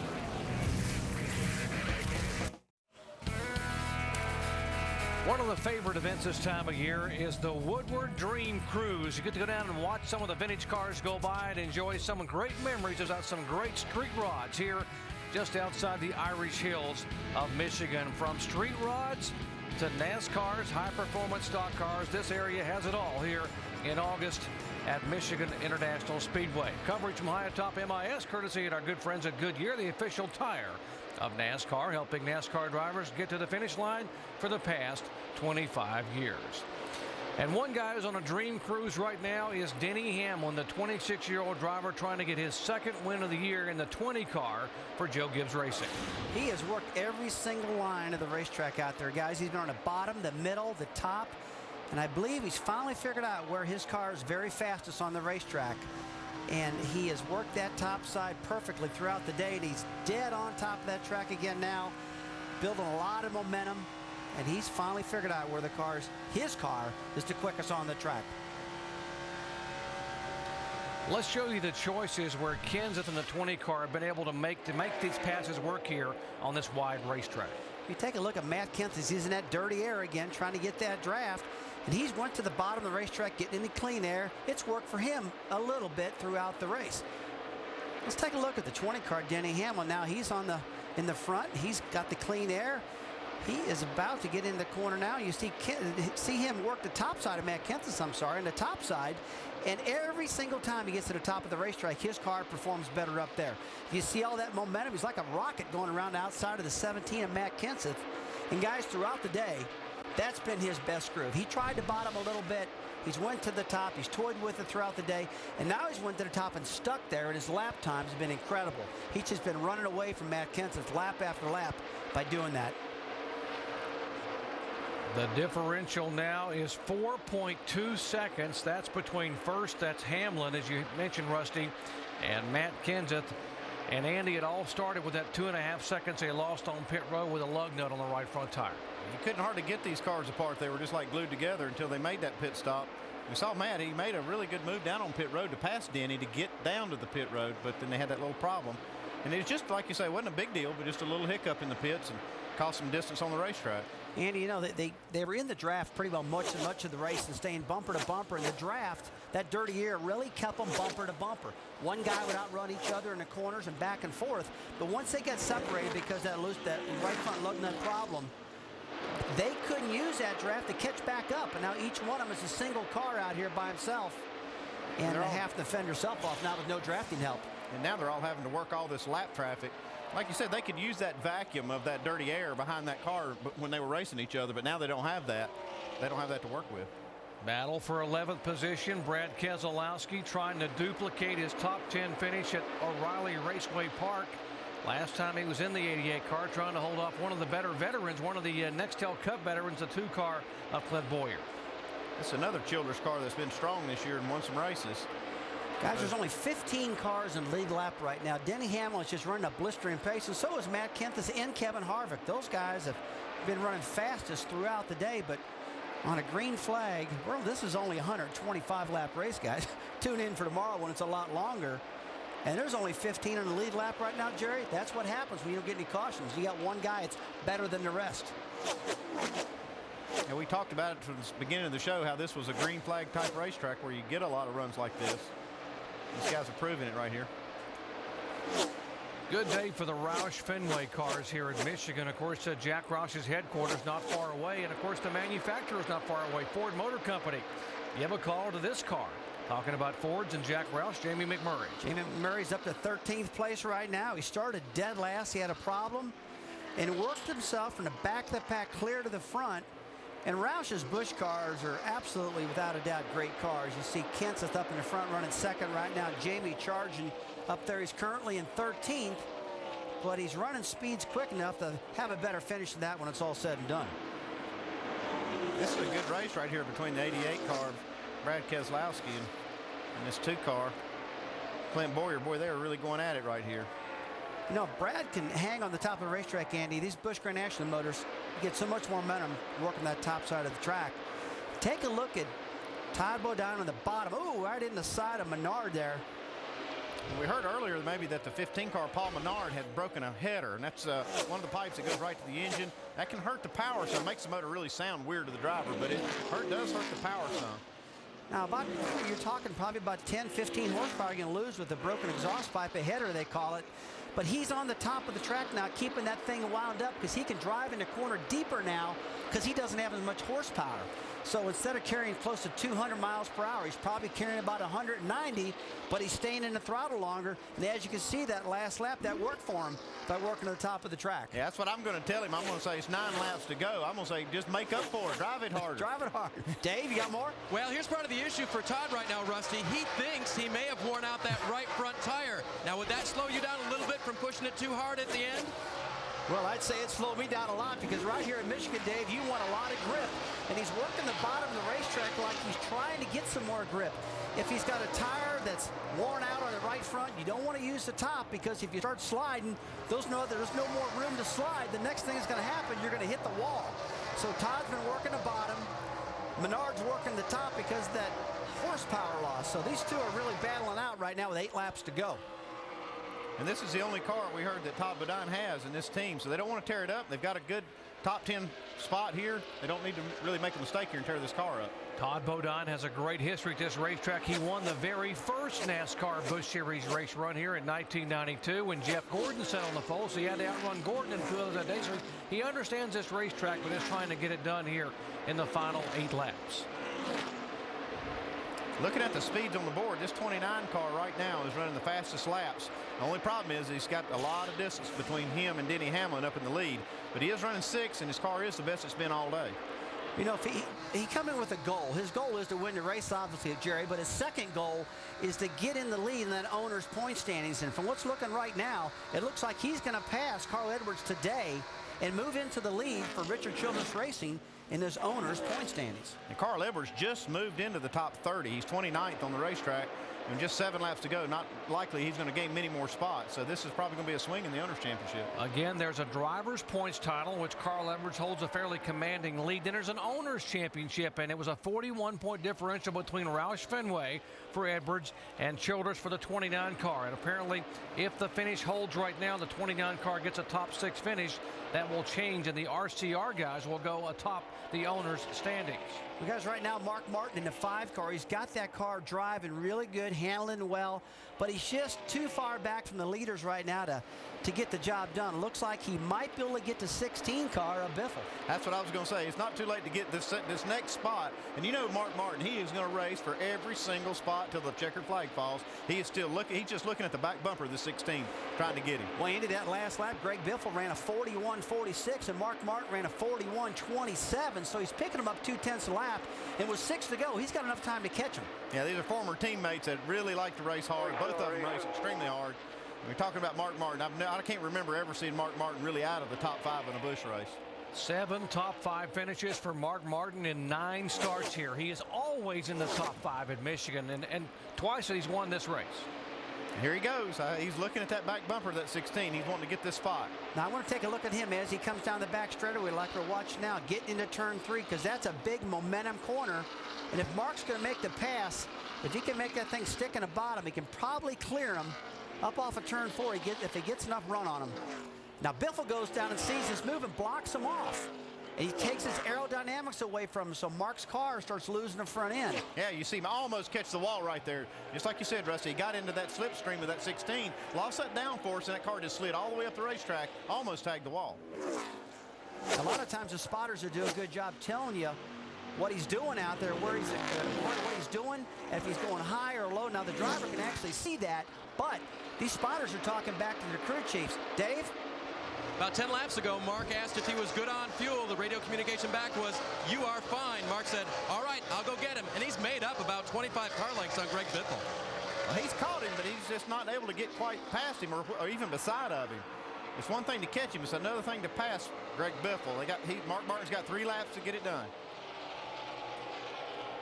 Mark got down that clean air on the bottom side of the racetrack, Jerry. 27 slow. Ward Burton looks like he's going to make it back. Might have been a fuel situation. They were rolling the dice as well. Back to this battle here between the 16 and the 5 car for 4th place. You know, a lot of people might wonder, why do they try to make the pass in the bottom? They can't get it done like he's getting it done now. Looked like Greg Biffle in the 16 car had to get out of the throttle just a little bit off of turn 2. And that may be just what Mark Martin needs. The 29 car, you see him coming into your screen right side. That is Jeff Burton. Whoa, 16 on the outside, hangs on to the race car. 2 laps to go. These cars running 5th, 6th, and 7th. That's exactly what Jeff Burton wanted to see happen. Those guys got side by side. Let him catch back up on him right now. But Mark Martin now, he's got that clean air, guys. He's going to drive away from that 16 car, and Mark's in 4th right now. But Andy, Jeff Burton is coming in a hurry. He only has a couple laps, but that 29 car is a rocket. He's had a fast car these last 10 or 15 laps, but he hadn't. It's just too much distance between him and this 20 car of Denny Hamlin. He's taking the white flag. 1 to go right now. Denny Hamlin's outrun the field by 2/10 a lap, that last one, and he has clearly had the best car throughout the day, guys. He's worked the top side, he's worked the bottom side, and Jerry, this guy has got it going on right now. It's run out of gas, sir. This 5 car may be out of fuel. They ran it too close. Mark Martin in the 5 car got all the way to the 4th spot, and with 1 lap to go, a half a lap to go, they're out of fuel. Here comes Burton trying to take the spot away from his former teammate, Greg Biffle. That is the 4th position. The leader, the car number 20, Denny Hamlin, takes the checkered flag, his 2nd win in 2007. Here comes Jeff Burton. He's going to clear Greg Biffle off turn 4. Away, man, away, bring it home. Let's talk about driving it hard. Now, Jeff gave it everything he had. He picked up another position, and he's thinking about those point standings, and boy, he did a great job today passing Carl Edwards and bringing that in the front. And what about Brian Vickers, 6th place from dead last, guys? Toyotas are 6 and 8 with Vickers and Bodine. There's the guy, Denny Hamlin. Great effort for Hamlin, who led 4 times for 69 laps. It'll be the 3rd time this year he's gone to victory lane, but only the 2nd time he'll get credit for. Remember, he drove for Eric Almirola, at Milwaukee. Let's check in where Dave is caught up with their crew chief. That's right, and Denny was also the Darlington winner. Dave Rogers coming down off the pit box right now. And Dave, he said what coming to the checkered flag? My good friend Denny told me we're running out of gas coming to the checkered flag. And then he said, just kidding. Yeah. Way to put you on the hot seat and make you nervous on that, huh? Yeah, I owe him a beating right now. Hey, I'm real proud of all the guys in the Fab Shop. This is a brand new body they built for us. Man, it's awesome. So everyone, Fab Shop, Reggie, Dewey, all you guys, thank you very much. Rockwell Automation, thank you. Awesome race car. All right, he's going to be busy for about 30 minutes over in victory lane, so go give him what he deserves. All right, thank you, guys. Dave Rogers, winning crew chief today, Jerry. Great effort, and Denny Hamlin celebrating brand new body, and boy, was this car slick here at 190 miles an hour at Michigan. Listen to this crowd. I'm listening to that engine, man. He's still got plenty of fuel left in that tank. And Jerry, he left just about 10 pounds of rubber laying on the front straightaway there with that burnout. That was one cool burnout. Well, the Carfax 250 is history at Michigan International Speedway, and Denny Hamlin has won for the 2nd time in 2007. Victory lane ceremony is about to begin here at Michigan International Speedway. Dominating performance by Denny Hamlin, the 26-year-old who led 4 times for 69 laps and picks up win number 2 here in 2007.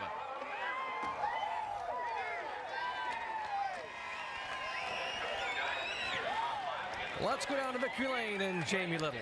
And it's a Busch beer shower, and then Denny climbs from his car, and it's a Coke shower. So, Denny, tell me at that finish line, right before you hit it, we heard you come over the radio and play a little joke on Dave Rogers, your crew chief. What'd you say? I was out of gas, and that made him jump on the wall, I'm sure. So, we ran out of Indy, and it wasn't so funny, but this one was, I figured I could coast anyway if I did run out. I didn't want to jinx myself and say it too soon, so...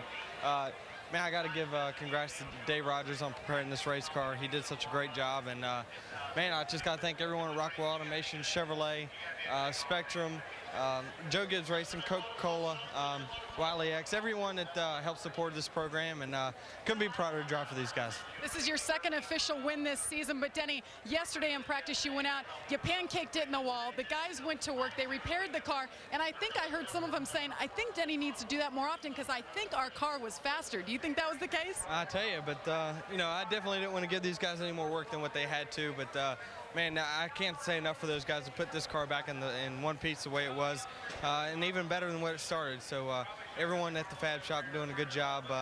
Wow, it's just incredible. We finally got a 1.5 mile, 2 mile win. All right, nobody called Denny Hamlin as the winner, guys. He was the dark horse, and he came out victorious. Shannon? Well, Jamie, I'm here with Matt Kenseth, second place finish. You looked like you had a fast car at the start of the race. Back and forth with Denny Hamlin. What happened to the car at the end? Well, I had a lot of fun racing with Denny today, even through the middle section of the race before our green flag pit stops there. We were about the same. You know, I could pass me, get in front for a while, and then he'd pass me back. And we just got a little too tight with overcast. The track seemed to change a fair amount, and we didn't quite make the changes we needed there. So we had a good car. I would have liked to have had the chance to battle him there at the end. We just got too far behind in that green flag pit stop and couldn't make it up. Anything you learned from today's race that you could possibly use tomorrow in the Cup race? Well, the track conditions are a lot different than yesterday, so if anything, learned a little bit about that, maybe some of our tire pressure adjustments, how it affected or didn't affect the car. So those are probably the biggest things we learned. All right, well, Matt Kenseth has one more shot tomorrow to get Jack Roush that win. Mike. Well, Shannon, Kevin Harvick's winning streak has come to an end, but still a finish to be proud of. Third, how would you assess the day? It was interesting. Our car was really loose, and as we got better through the day, we didn't really make it better at the beginning of the run, but we got better through the middle part of the run and towards the end of the run. So all in all, everybody from our AutoZone Chevrolet did a great job, and it's been quite a ride these last 6-8 weeks. I don't even know how many it's been, but it's been a lot of fun winning races, and just being able to be competitive is fun to be a part of. And not just for you, but for RCR as a whole. I know, Carl Edwards is getting away with his championship from a driver's standpoint, but the owner's title still very much up for grabs. And RCR, your teammate, the 29 car, it looks like they may have taken the owner's point lead today. Yeah, I mean, that's pretty awesome, dude, to see as much ground as everybody's been able to make up at the 21 and the 2. I don't think the 21's far behind, but to put the pressure on that 60 car is going to be fun to watch to the end. Well, Shannon, another strong effort for Kevin Harvick, and it was real close. They ran out of fuel on that final lap. Well, Greg Biffle said the car was just okay all day. What was the race like out there for you guys today? You know, it was a pretty uneventful race. The 3M Ford Fusion car ran really good. You know, we qualified on the pole, ended up 5th. Not what we were looking for, but, you know, after we learned a lot today, I think. You know, adjusted some tire pressures, and I got too loose at the start and then too tight at the end, and we couldn't get that balance worked out where I could run fast at the beginning of the run and keep some speed at the end. And unfortunately, right at the end there, we lost 3rd place, lost a couple spots, but overall it was a good day. Anything that you could take from tonight's race, possibly into the Cup race tomorrow? I think tire pressure, we learned a little bit about that, and that's really about it. You know, the cars are pretty similar, actually, this car and that car, and I'm a little worried about that because this car was a little bit tighter than I wanted to be, and the guys were beating me back to the gas both ends, and they beat me about a 10th a lap, but you know, we'll see what we can do with tomorrow's car. All right, another Roush Racing driver looking to get a victory for Jack Roush here in his hometown of Michigan. Thank you, Shannon.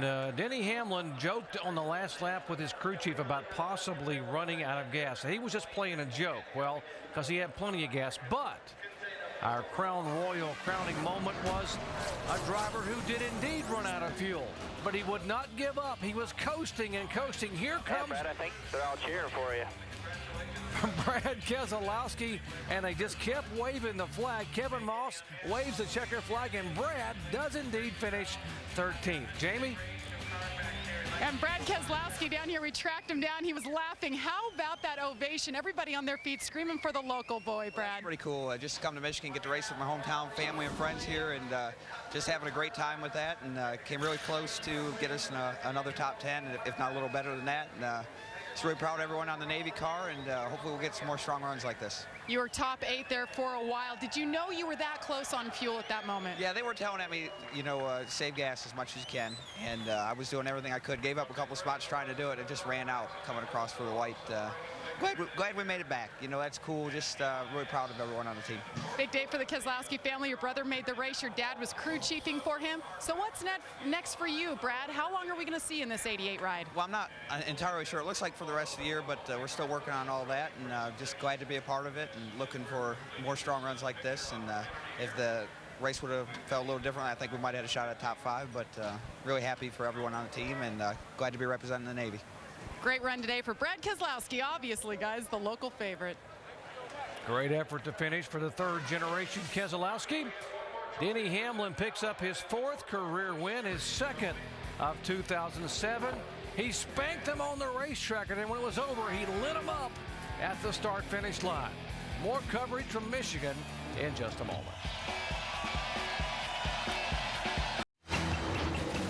Tomorrow, the Nextel Cup Series takes center stage here in the Irish Hills of Michigan. Carl Edwards ended his Nextel Cup victory drought winning here in June. It was his first Cup win since Texas in November of 2005. Matt Kenseth won the Michigan race last August, but he suffered his worst finish of the year back a couple of months ago, winding up 42nd after crashing out. Our Nextel Cup coverage of Michigan begins at 1 o'clock Eastern Time on ESPN and ESPN HD.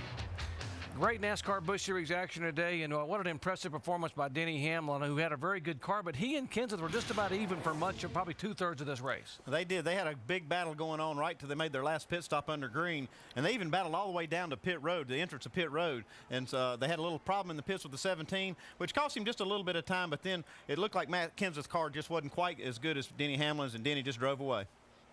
Denny Hamlin's car seemed to get stronger and stronger those final 25 laps as he began to pull away. I mean, how it happens to a car when suddenly you just start gaining strength in the final laps of an event like here at Michigan? Jerry, he just kept working the top groove of that racetrack. He worked all around the racetrack to find the right place his car needed to run at. He tried the bottom, wasn't quick enough. Tried the middle, wasn't quick enough. He ended up on the top of the racetrack, then he stuck with his plan, and he just drove off then. One driver who dodged a couple of bullets today, Tony Stewart, standing by with Shannon Spake. That's right. Tough day for Tony Stewart out there. Talk about your race. What happened out there? We don't know what happened. That's the thing. We're going to have to wait till we get the car back to the shop to find out. But we put the track bar down 4 rounds, put 2 rounds of wedge out of the car, 3 pounds out of the right rear, or 4 pounds out of the right rear. Or no, I'm sorry, 4 pounds in the right front, 3 pounds out of the right rear, 3 pounds in the left rear, and 1.5 pounds out of the left front. So that's a lot of stuff. That should have made it not turn at all compared to yesterday. So something happened. We just don't know what happened to the Old Spice car, but it's pretty disappointing considering we were really good yesterday. I mean, we were running really good speeds and times and really consistent. So I don't think any of us would have had any inclination this was going to happen today. So we don't know what happened to it. We're just going to have to get it back to the shop at Kevin Harvick Inc. and find out. Well, you're certainly on a roll in the Cup Series. How do you feel about the race tomorrow? It's got to be better than today, unless we crash. So I don't know. I'm excited about tomorrow, but just frustrated about today. I mean, it's one thing when you know what the problem is, but it's another thing when you don't know what it is. And I mean, all of our guys on our Old Spice car down there are scratching their heads, going, "What happened?" And none of us know. I mean, the things that we did on the pit stops to try to get the car tightened up to where you could even drive it were so large that it shouldn't even have turned, let alone still been loose at the end of the day. So. We're just going to have to wait and see what they find at the shop. All right, good luck to you tomorrow. Mike? And a little bit more disappointment on the other side of the KHI camp, and that's with Bobby Labonte. Had a promising day going there until you suffered some damage on the left front fender. What happened? Yeah, we got into it with Todd Bodine there and kind of eased us up into the wall. Had to make a green flag pit stop. The guys did a great job coming back. We got too loose on that restart, and obviously we didn't really have time to fix it. Tightened up. We tightened up a little bit on that last run, and we came back to 18th. So really, we had a fast race car there at the end. We're following Kevin there to the start-finish line on the last few laps, and had some fast lap times all day long, actually, except for that span that we were a little too loose, and obviously we got damage too. So they'll fix it up, and we'll go race.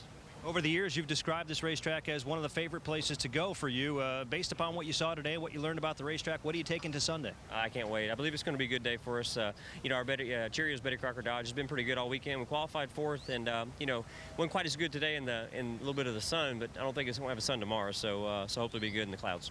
And you can expect that Bobby Labonte will be among the favorites. He's a multi-time winner here in Michigan, and somebody to watch on Sunday afternoon. Dave? Brian Vickers brought that number 10 Toyota home 6 today in your second ride with them. Not a bad deal. No, not a bad deal. We beat ourselves on that one. We had that race. We had such a fast car there at the start, and on the pit stop, we lost a couple spots in the pits, and then we had to come back in. We didn't get the car about half full. Then they were having a problem with the overflow tube. They weren't getting the pin pushed in, and it cost us a race because we were the fastest car from that point on the racetrack. And we just couldn't make it up. The race stayed green. If we could have got a caution, I think we could have had something for them. And so you're telling me you probably passed more cars today than anybody else? Oh, we definitely passed a lot of cars, especially on the green. But, it's a great opportunity that Braun gave me and FanFirst.com, Toyota, the Toyota package and the Busch Series. They definitely got a good package over here, and real proud of everybody. Unfortunately, we just, things happen, I guess. It's frustrating, but we beat ourselves on this one. Today, Brian Vickers will be in that car the next 3 events in a row. Bristol, California, and Richmond. So he'll have more chances to get a win for the 10 car. Great run for Brian Vickers in a Toyota, but this is the guy that had them all covered today. Denny Hamlin still smiling. Back to Michigan in a moment. The NASCAR Busch Series Carfax 250 at Michigan is brought to you by Carfax.com. By Allstate, the official insurance sponsor of NASCAR. And the National Highway Traffic Safety Administration.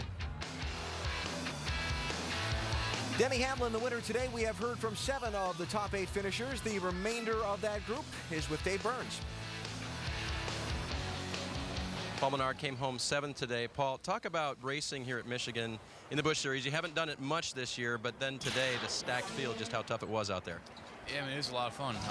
Michigan's one of the best racetracks there is. I mean, you can go top to bottom, and Busch cars are always fun because you don't lift a whole lot. I mean, you're pretty much wide open. I don't know, we finished 7th. We had a top 5 car. I think we maybe over-adjusted the last pit stop. I wanted to come up on the track bar, try to free it up, and it was almost wrecking loose the last probably 20 laps into a run. Then it got pretty good the last 30 laps or so, but kind of gave up a top 5 there. How hard is it to hold on to a loose race car here at this track? It's hard, but I mean, it's all relative, I guess. It's how sideways you want to push it. You can always lift, but that was pretty loose right there. It was pretty sideways. All right, he brought it home in one piece today. Paul Menard, a top 10 run. Yeah, his 4th top 10 finish the last 5 NASCAR Busch Series races that he's run. Andy, not a win today for Paul Menard, but certainly a solid showing for him as he tries to gain some more experience for his next L Cup career. Yeah, Paul's got a lot of talent, Alan, and I expect him to do some great things. He's starting to get his Cup deal together, and if he drives a car loose, if he says it's loose, it's loose. Guys, 400 miles of Nextel Cup action here tomorrow. What can we expect to see? Well, I think Tony Stewart's got a lot of momentum coming into this race, and even though he didn't run well today, I think they had a problem with that Busch car. They'll probably find it when they get home, but I still see him being very, very hard to beat tomorrow. Guys, I tell you, the one I think you need to look at is Jimmy Johnson. You got Chad Knaus back right now. He's fast in practice here at Michigan for tomorrow's race. He's got a lot of momentum going now. And if you remember last year, he went through a lot of problems. In this part of the year, he took off, and now he's got Knaus back, and that's going to help him. Chevrolet hasn't won here since 2001. The last time Chevrolet won here, Jeff Gordon was on the pole. And, folks, Jeff Gordon is on the pole here tomorrow. Watch for him to be a factor all day after the frustrating finish at Watkins Glen a week ago. Alan? All right, Doc, that's tomorrow. And wrapping up today, a little while back, we started our NASCAR countdown with a couple storylines. The 3-peat try for Kevin Harvick. Kevin Harvick came up a little bit short, but he had a good run today, finishing 3rd. But, yeah, he doesn't get to move on in the winners bracket, moving towards the 47 wins by Mark Martin. But still good run. And the Owners' Championship, we talked about Richard Childress' team taking away from Carl Edwards and Jack Roush that lead. Chevy wins today.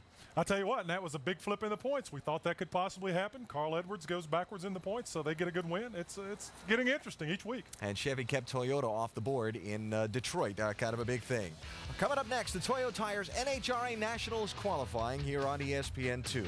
So Denny Hamlin gets his 2nd win of the season. Plus, don't forget, he had that win at Milwaukee where he relieved Aric Almirola in the car and drove from the back to the front. So Hamlin in victory lane today at Michigan. He'll try for the double tomorrow afternoon at 1 o'clock Eastern Time. Our ESPN coverage from Michigan International Speedway. Denny Hamlin starting in 8th position tomorrow. If he can put in the kind of performance tomorrow he did today, he will be looking good where his chase for the championship lock is concerned. We'll talk to you tomorrow with the Cup Series here in Michigan.